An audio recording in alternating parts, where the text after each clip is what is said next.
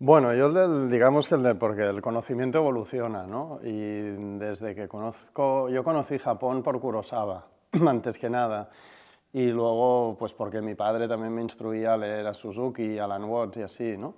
Pero ahora, en el presente, que esto es muy del Zen, para mí la esencia japonesa ha sido, en el viaje que hice para el libro Mushin, fue la importancia de la armonía y del orden. O sea, eso que de pronto podemos criticar de Japón, que es como que son los alemanes de Oriente, que son muy cuadrados y muy represivos, si se quiere, en el momento en el que vivimos con tanto ir y venir, tanto cambio, tanta pandemia y tanta impermanencia, pues me di cuenta que el fluir está muy bien, pero que esa esencia japonesa del orden y la armonía que percibes en todo, porque lo percibes en la naturaleza, pero lo percibes también en el escaparate de una tienda de abanicos y en la mesa y en todo, ¿no? Pues que ciertamente eso da una condición a lo japonés especial, ¿no? Y que también lleva esa capacidad de sostener que tienen los japoneses, ¿no? Bueno, a ver, aquí cada uno es una lámpara de sí mismo, ¿no? Entonces, claro, lo que tú te hayas cultivado, formado, leído, aprendido y visto, te da un conocimiento u otro de Japón. Entonces, claro que cualquier occidental puede conocer Japón, porque ahora Japón es un país abierto. Y de hecho, lo digo por aquello de la reforma Meiji, ¿no? De que hubo un tiempo en que Japón estuvo cerrado, muchos siglos, y finalmente se abrió, y ahora parece que se vuelve a cerrar un poquito, porque con todo esto que ha pasado en el mundo, los japoneses se han cerrado en sí mismos, pero hay una moda de japonismo occidental que va hacia allá, ¿no? Entonces somos muchos que vamos a Japón y nos interesa Japón. Se puede conocer Japón, lo que hay distintos niveles y profundidades, ¿no? Hay un Japón, pero esa es la gracia, hay un Japón como muy postmoderno, que es el de Tokio, y en distintos barrios, y luego hay un Japón más tradicional, ¿no? Yo he explorado más el segundo, el tradicional, el rural, el de la naturaleza, pero cuando pisé Tokio durante un día y medio o dos, pues pensé que era más asombroso que Nueva York o que otras de estas metrópolis nuestras, ¿no? Bueno, la verdad es que todo esto vino de mi fascinación por los samuráis, ¿no? O sea, es aquello de, bueno, pues si nos vamos al niño Alexis, nacido en el 71, la Guerra de las Galaxias, Obi-Wan Kenobi, las espadas láser, que son las katanas samuráis, y todo eso crea como un sueño o un mito en el que los samuráis son vistos pues como una especie de guerreros monjes sabios, ¿no? Porque también en el libro acoto mucho que los samuráis pueden ser cortacabezas y guerreros sin ningún miedo a la muerte y violentos, si se quiere, pero que la imagen que yo tengo del samurái es una versión no tanto histórica, sino mitificada, ¿no? Yo vengo de escribir El viaje del héroe y me gusta ficcionar y los mitos, ¿no? Y para mí el samurái pues fue como el punto de atención, ¿no? A partir de Toshiro Mifune y estas películas clásicas de Kurosawa, un hombre como con valores y con una entereza personal, ¿no? Entonces todo eso se fue mezclando con, bueno, vale, pero aparte de las espadas y demás, ¿qué había detrás, ¿no? Entonces, ¿qué había detrás? Pues estaba Yoda, que es más taoísta que Zen, pero al final el taoísmo es la influencia directa sobre lo que es el budismo Zen, ¿no? El Zen viene del budismo Chan, que está mezclado con el Tao. Y la cuestión es que pues eso, la relación de, bueno, vale, pues el guerrero samurái me llevó al budismo zen y el zen tiene un punto muy interesante que es como una filosofía como bastante próxima y bastante del individuo y bastante directa, ¿no? También eso forma parte de... En California hay mucho zen y yo también he tenido una parte de conexión con California, el estudiar la contracultura, o sea que la argamasa que tú decías fue un proceso como bastante natural, ¿no? Y bueno, y digamos que este es un proyecto, el de este libro, lejano. O sea, este libro yo lo pensé antes que Darshan, que fue al final el primer libro que escribí para Kairos en el 17. E incluso pudo ser un documental. Yo he rodado documentales en Asia, ¿no? Rubber Soul, el viaje hippie a la India, y el Railway to Heaven, que es sobre el viaje a Tíbet. Y iba a hacer lo japonés, lo que pasa es que vino la crisis, se complicaron las cosas, y digamos que es un proyecto anhelado y por el que yo sentía mucho cariño, pero que tuve que dejar en el cajón, pues creo que han sido 4 o 5 años, ¿no? Y finalmente pues lo he podido recuperar y creo que es un buen momento porque la cotidianidad yo creo que precisa de este carácter austero, resiliente y estoico de los samuráis y de esta parte japonesa de saber vivir con muy poco, ¿no? Para mí, o sea, lo que busco es una reinterpretación contemporánea del samurái. Por ejemplo, a mí me gustaría que el samurái no fuera un machista, ni tampoco me gustaría que el samurái fuera alguien devoto de una estructura piramidal, ¿no? Pero fue así históricamente, ¿no? O sea, uno de los valores del samurái, que eso me parece bien, es la fidelidad. Pero ya la fidelidad a un señor, yo creo que debería ser esta parte de lo que no es, ¿no? Y luego me gusta el concepto, y por eso saco a Uma Thurman en un momento hablando con Kill Bill, por eso decir, bueno, el samurái puede ser una condición, ¿no? Y puede ser hombre, mujer y el que sea, ¿no? Entonces, para mí lo que es ser samurái es este concepto de alguien que se trabaja a sí mismo para afrontar la cotidianidad desde una postura en la que ni se es victimista, ni se es quejica, ni se está en contra de todo, sino que simplemente sostienes unos valores y vives según esos valores, ¿no? Que pueden tener mucho que ver con el Zen, pero mira, un poco para llevarlo a la cotidianidad, hay 2 películas que nos pueden poner una condición de samurái moderno, ¿no? Una es Ghost Dog de Jim Jarmusch, con Forest Whitaker, que es un tipo que vive en Nueva York y está al servicio de... Y ahora hace poco Wim Wenders ha rodado esta película que se llama Perfect Days, de un hombre que se dedica a lavar lavabos y es feliz, ¿no? Pues para mí eso puede ser un samurái, no hace falta que lleve una espada y que corte cabezas, ¿no? Lo que no es, para mí, hoy en día es alguien arrogante y que está al servicio de un absolutista. Es decir, la parte medieval, más en esta estructura del poder medieval de me debo a un señor, yo creo que te puedes deber a una causa, ¿no? Y te puedes deber a ayudar a los demás. Esa parte está muy bien, pero no desde el absolutismo, ¿no? Esto depende mucho de cada uno, ¿no? Yo, por ejemplo, no soy muy afín al manga y esa sería una puerta de entrada, que hay un salón del manga en Barcelona inmenso.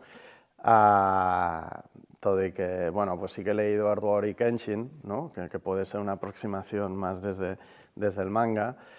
A mí, pues bueno, hay, pues no sé, películas como 13 asesinos de Takeshi Miike y otras, pues que me pueden interesar.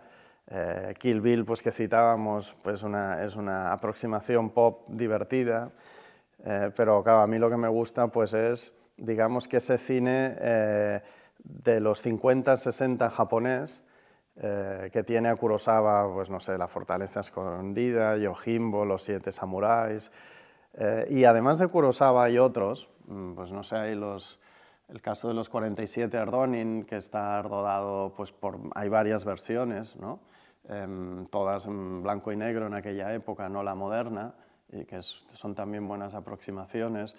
Luego hay una trilogía que me gusta mucho, que es Samurai 1, 2 y 3, que habla de la figura de Musashi, ¿no? Que es como el gran espadachín que nunca perdió un combate. Hay películas como Harakiri de Kobayashi, que es muy potente.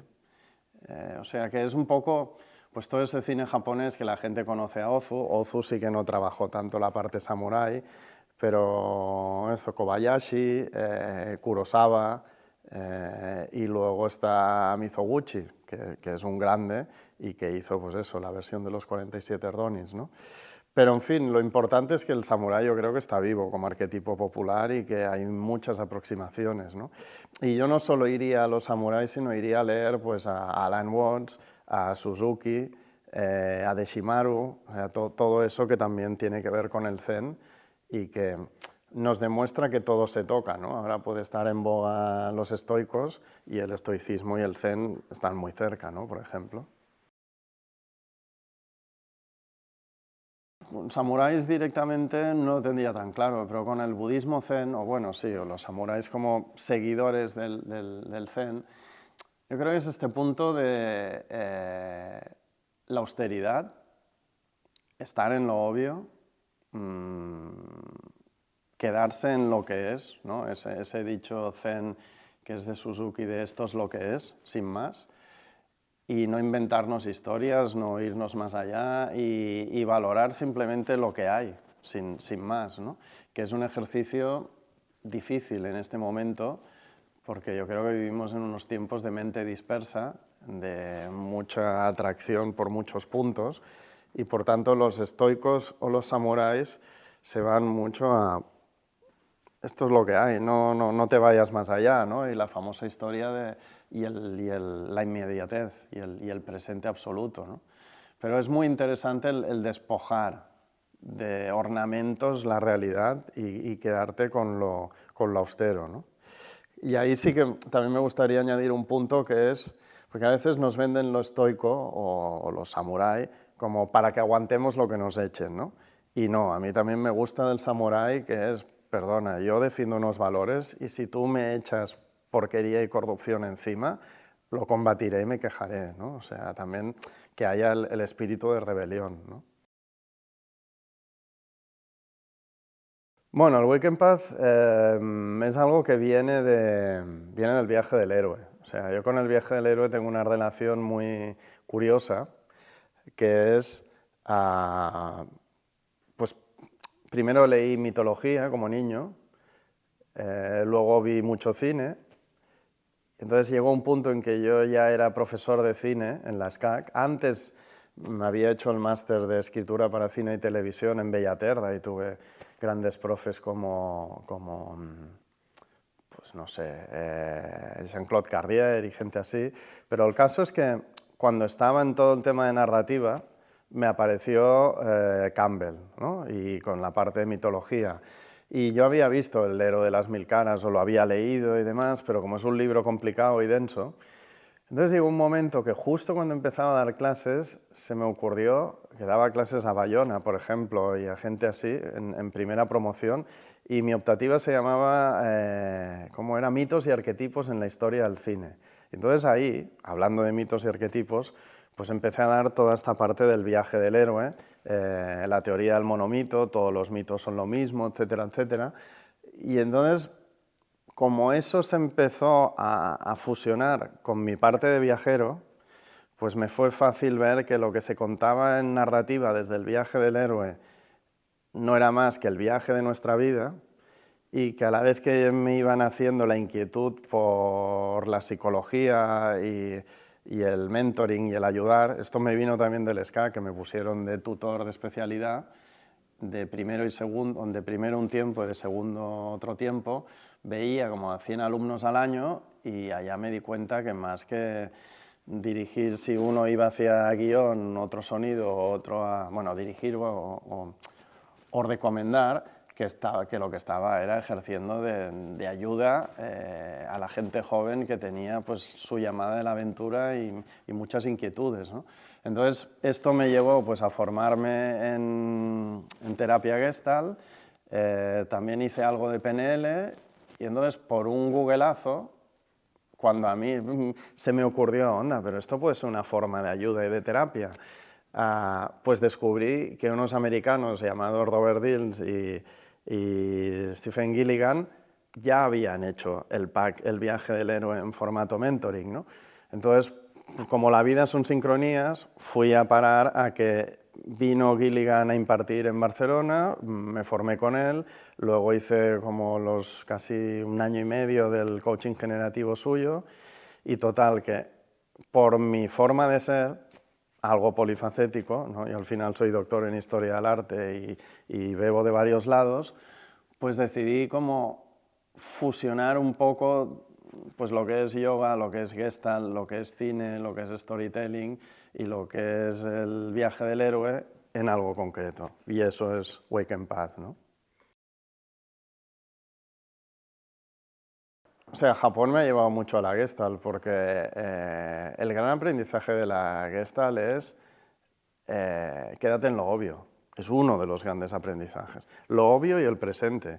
Y esto es puro Japón. Es que el aprendizaje del Zen es eso, esto es lo que es, ¿no? Con lo cual ahí resuenan y se comparten muchas cosas, ¿no? Lo que sí que hay una diferencia, porque Japón también tiene sus defectos, es que al final en la Gestalt, en la psicología humanística, en el viaje del héroe o Wake and Path como yo trabajo, hombre, al final buscamos conectar con la vulnerabilidad y con el fondo de las personas que cada uno somos, ¿no? Y el japonés en esto es muy cerrado. O sea, aunque el Zen dice, el Zen es el aprendizaje silencioso que nos lleva a la naturaleza del ser, el japonés yo creo que llega un momento que cierra esa naturaleza del ser y dice, hasta aquí, ¿no? Entonces, igual que en Kundalini, que es otra de mis prácticas, que soy profesor de Kundalini y meditación, hay un concepto que es el Gatka. El Gatka es como la vara que te da y te pega una hostia zen, ¿no? Pues eso, habría que encontrar desde el Zen también pues ese concepto de poder romper las resistencias que a veces uno encuentra en un japonés y, bueno, y también en muchos occidentales, ¿no? Pero lo significamos en ellos porque hablamos de Japón y porque ciertamente si un japonés quiere cerrarse, se blinda. Sí, mira, esto es interesante también. Y además a los lectores yo creo que cuando uno escribe hay muchas formas de escribir, ¿no? Y también va lo de la vida cotidiana. ¿Yo por qué escribí Darshan como filosofía oriental para la vida cotidiana? Pues porque formándome en la maestría de Kundalini, cuando ya era maestro de Kundalini, estaba en segundo nivel y me estaban señalando como maestro de maestros, dije, no quiero seguir porque yo quiero impartir yoga a la gente cotidiana. Y yo creo que esto igual viene de la formación, de haber acabado de profe en la SCAC y así. Yo creo que lo que uno sabe tiene valor si lo puedes llevar a lo cotidiano, ¿no? Entonces, en esta idea también como escritor, pensamos con Agustín y yo estaba con la idea de este libro primero se llamaba La senda del samurái. Y pensamos, no, es que el samurái vende mucho y Japón vende mucho, pues vamos a pillar por el gancho y tal.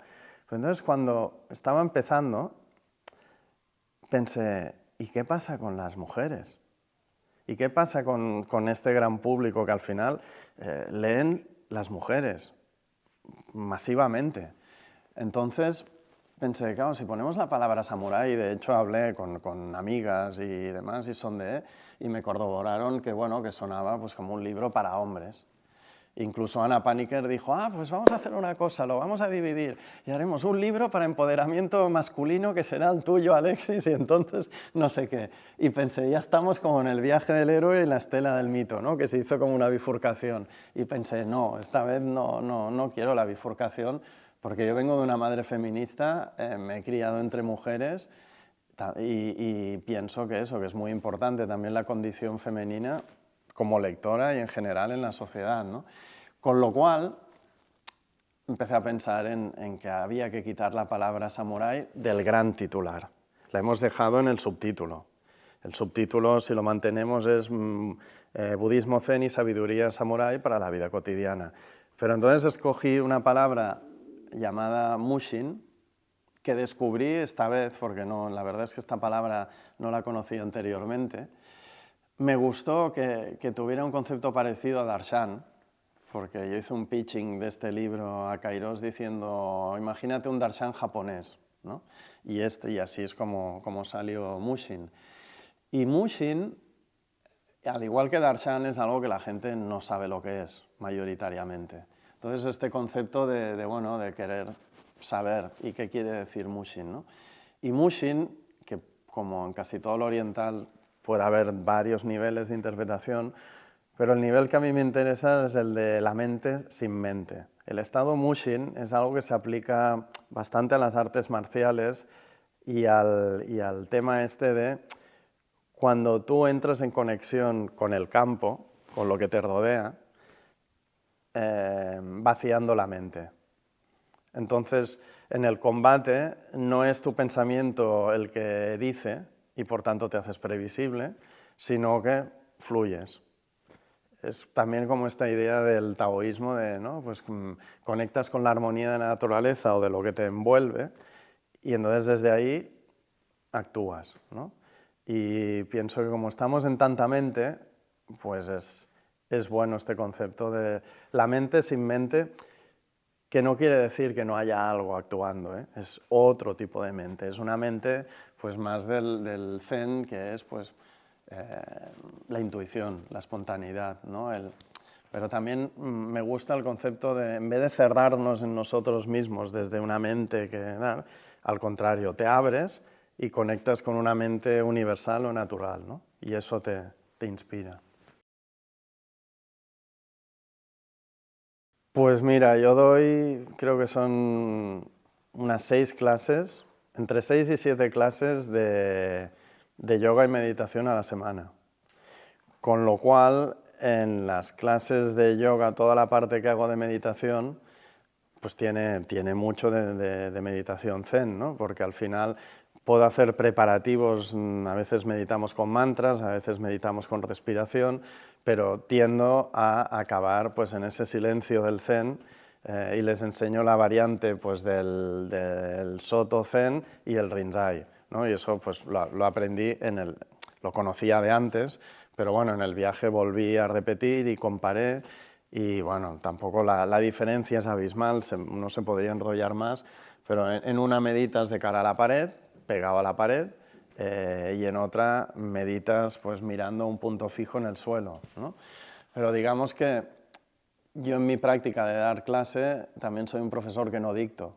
El profe de Kundalini muestra las posturas y las muestra, luego corrige y luego continúa, ¿no?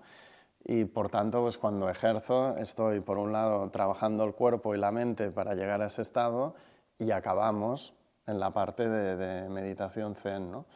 Y luego, porque yo creo que este es uno de los conceptos claves, ¿no? El llevarlo a la experiencia. Podemos escribir mucho, podemos leer mucho, pero si luego eso no está en tu vida, ¿qué? ¿No? Y ya no es solo un tema de coherencia, es un tema igual de necesidad, ¿no?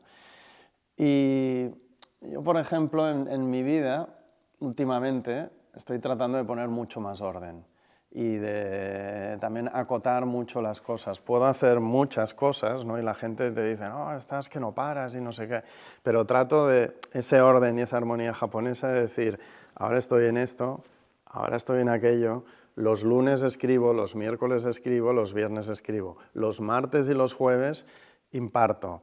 ¿Que puedo dar una clase un miércoles? Vale, pero a última hora, ¿no? O como hoy, os digo, pues la entrevista justo antes de comer para tener ese... Y luego yo creo que hay otra cosa muy interesante del samurái y del zen, que es estar mucho en la tierra. O sea, no volar tanto, no fliparse y no... O sea, lo que decíamos de fluir sí, pero los pies en el suelo, ¿no? Y por último,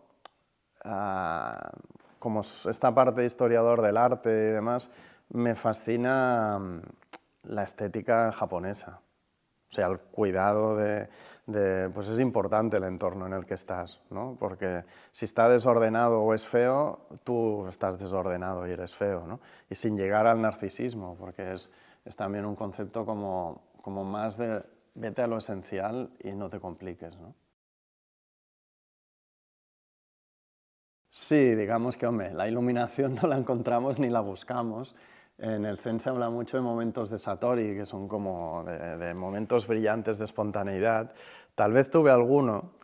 Hombre, yo me quedo, no sé, tuve varios momentos, pero, por ejemplo, recuerdo especialmente el Koyasan, ¿no? Que es una montaña sagrada donde no solo hay templos zen, sino que también hay sintoístas, y hay como una amalgama, hay el budismo Shingon, y luego hay un cementerio samurái, le llaman samurái porque el cementerio de Okuno-in parte del año 1000.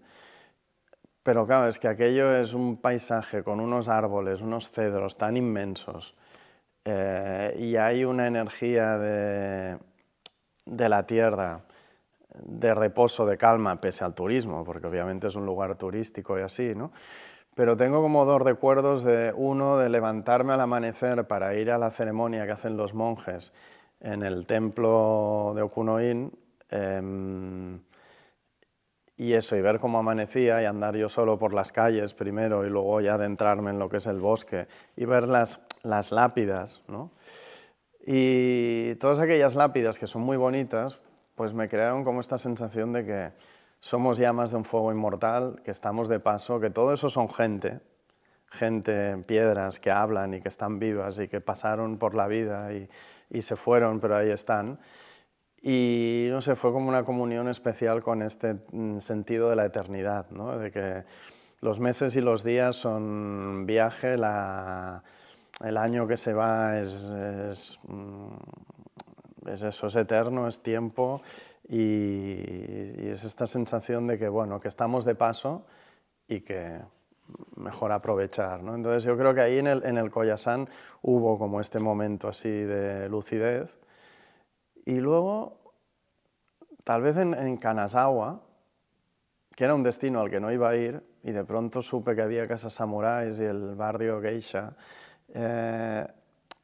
y llegué al barrio geisha muy tarde, y de pronto, como se empezaban a encender los fanales y las luces y oscurecía, me vi como una peli de Wong Kar-wai.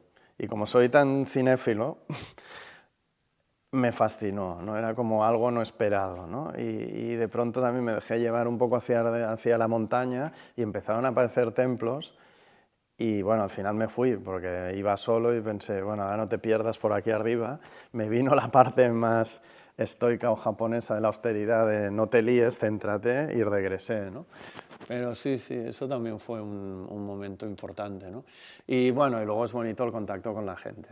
Ahí hubo algunos momentos pues de amabilidad japonesa, del señor pues que te has perdido en una gran estación y no puedes pasar con tu billete, y un ancianito de 80 años te coge de aquí y pierde una hora para acompañarte al otro que te va a ayudar a resolverlo, ¿no? O la chica que trabaja en un puesto, exacto, en un puesto de venta de billetes en una estación, y le pides ayuda y cierra la garita, te acompaña, te lo resuelve y vuelve y no pasa nada. Y estas son cosas de Japón que alucinas, ¿no?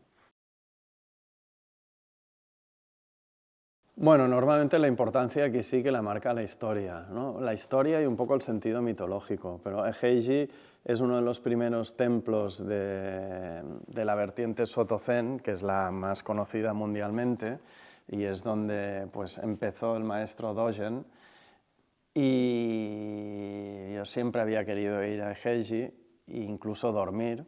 No pude quedarme a dormir porque hay que hacer una instancia con mucho tiempo, y el viaje pues al final no me lo permitía, pero sí que fui hasta Fukui, dormí en Fukui para pasarme el día entero en Eheiji, y lo de Eheiji era pues por la antigüedad, ¿no? Porque es probablemente uno de los templos zen más antiguos en culto, porque luego puede haber pues Ryoanji, que está en Kioto, es precioso y tiene el Karen Sansui, el jardín de piedra seca probablemente más famoso de Japón, pero es como un espacio más muerto a nivel de culto, ¿no? Y en cambio Eheiji pues tiene un culto permanente, etcétera, y por eso lo escogí, ¿no? Y luego, pues claro, los lugares como la tumba de los 47 Erdonin, pues es por la mitología fílmica, bueno, y popular, porque o sea, todo el mundo conoce la historia, ¿no? de estos samuráis o ronins, que son los samuráis ya sin señor, que vengan pues la afrenta de la injusta muerte de su señor, que es acusado pues de un delito y tiene que cometerse el harakiri, y entonces ellos vengan la traición, ¿no? Entonces, que estén las tumbas, que estén al norte de Tokio, que se puedan visitar y que haya la devoción que hay, porque ciertamente se va y es un lugar que no está muerto, sino que cada día recibe visitas que además veneran la valentía de los 47 Ronin, ¿no? Y estamos hablando de algo que pasó hace más de 200 años, ¿no?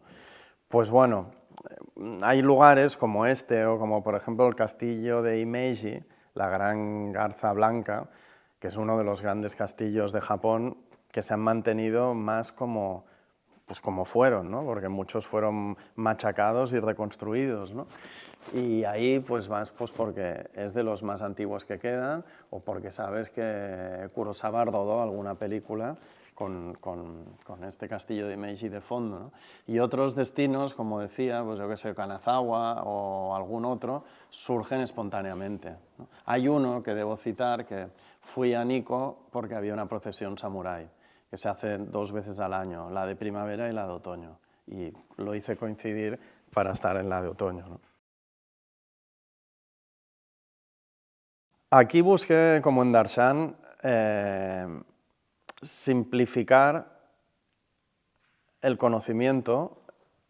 Como la idea inicial era haz 10 capítulos, como en Darshan, y que cada capítulo sea un aprendizaje y un lugar, ¿no?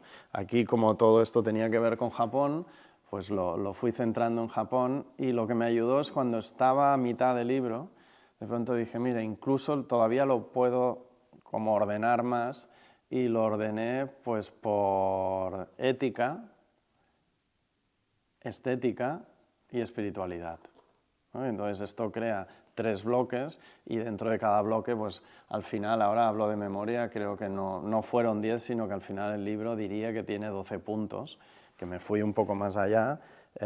Sí, creo que eran eso, 3 bloques, pues 4 puntos por cada bloque, ¿no? Entonces, pues eso, tratar de hablar de la parte como más ética, pues yo qué sé, el coraje o la resistencia. La parte estética, pues puedo hablar del elogio de la sombra en relación al libro de Tanizaki, o puedo hablar del minimal, ¿no? Y en la espiritualidad, pues hablo de la naturaleza sagrada o otros aspectos, pues más en este sentido, ¿no? Mayor aprendizaje, buah, es que no sé si fue uno solo. Mira, la escritura del libro lo que me llevó es a la constatación de algo que hace tiempo que está alrededor de mi vida o que se me va haciendo figura, que es la sabiduría de las fuentes antiguas, ¿no? Aquello que Huxley llamó la sabiduría perenne, ¿no? Que ciertamente cuando vas a la sabiduría perenne, pues hay grandes aprendizajes y que de una manera muy bonita ves que todo se acaba conectando, ¿no? Porque esas lecciones de este mundo samurái o del zen y demás no están tan lejos pues, de aprendizajes que pueden venir del mundo clásico o de otras culturas, ¿no? Y que cuando vas a las esencias, estas te responden de manera parecida, ¿no? Y lo bonito para mí también es la constatación de que todo esto que puede parecer muy lejano, sí que tiene que ver con nuestra cotidianidad, ¿no? Y que si andamos pues un poco así perdidos o dispersos, hay claves que nos ayudan, ¿no? Porque al final una cosa que tal vez puede concentrar la pregunta que me planteas es que yo en Japón hice una integración de mí mismo, de quién soy yo mismo en este momento, ¿no? Yo viví un proceso de cambio importante a final de primavera del año pasado y hubo muchos cambios, ruptura sentimental, cambio de casa, 1000 historias. Y Japón me sirvió, después de haber viajado a Guatemala 2 veces, de haberme ido a las Baleares, de moverme mucho para reencontrarme, Japón fue como el, vale, y ahora céntrate e integra, ¿no? Vacío fértil es algo que, por ejemplo, hablan mucho de él en el mindfulness, ¿no? Y de hecho yo había hecho alguna conferencia hablando de Zen y mindfulness para plantear que el mindfulness bebe mucho de elementos que vienen del Zen, y el vacío fértil, que también está en la Gestalt, en la psicología Gestalt, pues ¿por qué le ponemos el fértil después del vacío? Porque si tú hablas de vacío, el occidental o el hombre de esta sociedad avanzada, industrializada, pues lo ve como algo negativo. El vacío es algo a evitar, el vacío es el no ser, el vacío es el no hacer, ¿no? Y el vacío fértil lo que te dice es exactamente lo contrario. Cuando tú te permites el dejar de hacer y el ir al silencio, escuchas, aprendes y obtienes una información que normalmente te pierdes, ¿no? Entonces el vacío fértil es como el principio de todo. Es como en los elementos de la naturaleza, el éter, ¿no? Hay 4 elementos: fuego, tierra, aire, agua, pero hay uno que los contiene a todos, que es el éter, y el éter es como lo inaprensible, lo que no tocas, ¿no?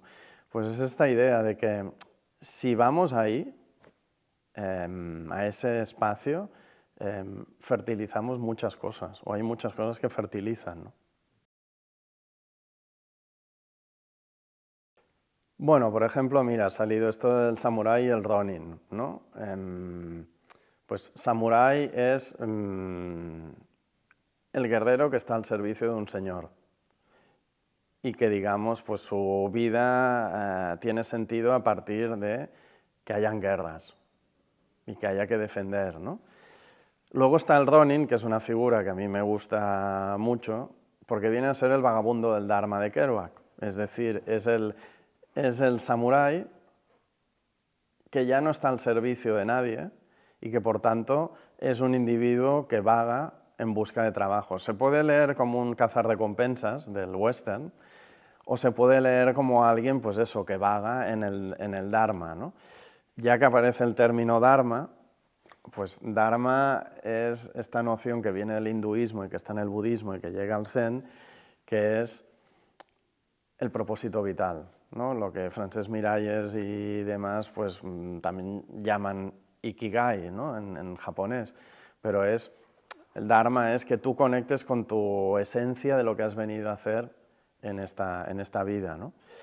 Luego puede haber otro término que ha aparecido, que es Satori, que Satori, bueno, algunos lo pueden vincular al Nirvana y así, pero yo creo que el Satori es más como el Darshan, precisamente, del hinduismo, ¿no? El Satori es como chispas de conocimiento de la verdadera realidad. Chispas de sabiduría, pero así como muy espontáneas, ¿no? Pues he tenido un Satori, puede ser un Satori que te dice que mira, que tu lugar en el mundo no es Barcelona y que has de vivir en Dublín. O otro Satori es que pues, estás trabajando de algo que no es tu camino y tu camino es pintar. Y eso es también un concepto interesante porque nos lleva a la espontaneidad, ¿no? Satori, Ronin, Samurai, de Mushin ya hemos hablado. Enso es como un símbolo, un dibujo, un concepto que aparece en el libro y que hace referencia al vacío fértil y a la vacuidad. Y luego el chi, más de los chinos, pero creo que también es un término que se utiliza en Japón, que es el prana de los indios, ¿no? Que es esta idea de que hay una energía que está en todas las cosas, ¿no? Y esta energía vibra y está latente y que al final se trata de conectar con este chi y fluir en este chi y que forme parte de nosotros, ¿no? Pero bueno, la verdad es que hay muchos términos japoneses. Yo he ido aprendiendo, o sea, yo por ejemplo aprendí lo de los Karen Sansui, que son los jardines de piedra, y yo les llamaba jardines de piedra.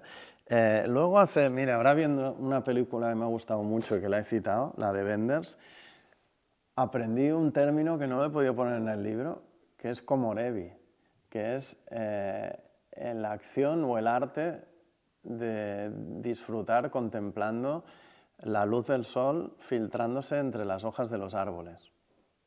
Es que los japoneses tienen conceptos para todo.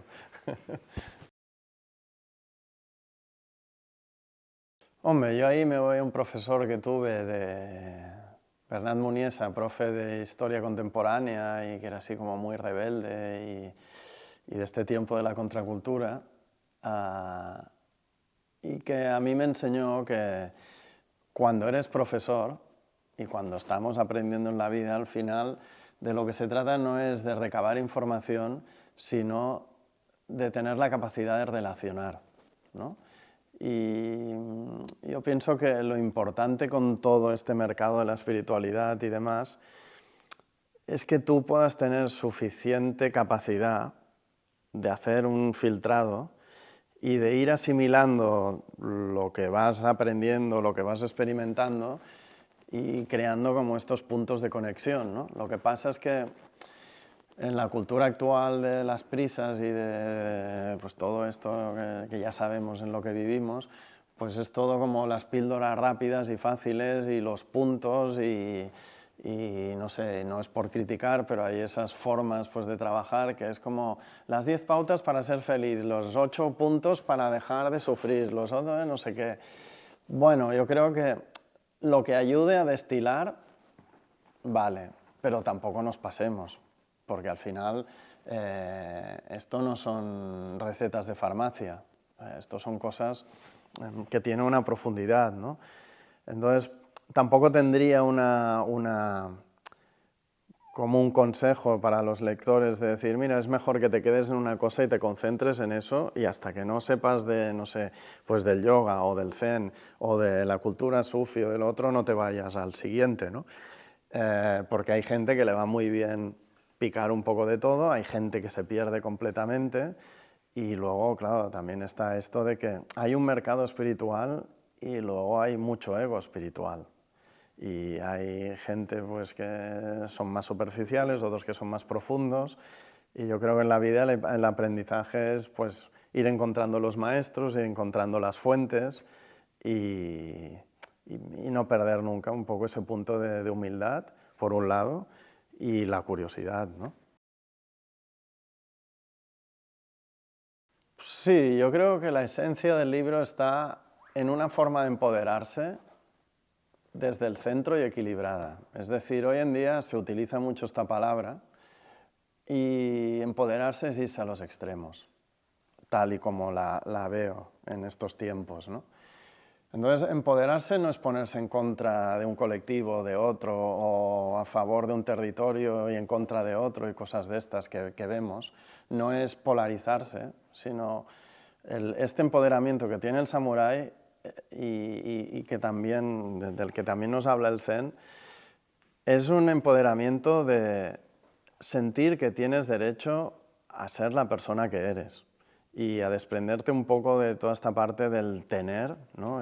Aquello de Eric Fromm del ser y tener, pues que desde mi libro, igual que en el viaje del héroe, porque yo iba acabando el libro y pensaba, al final voy a parar al mismo sitio.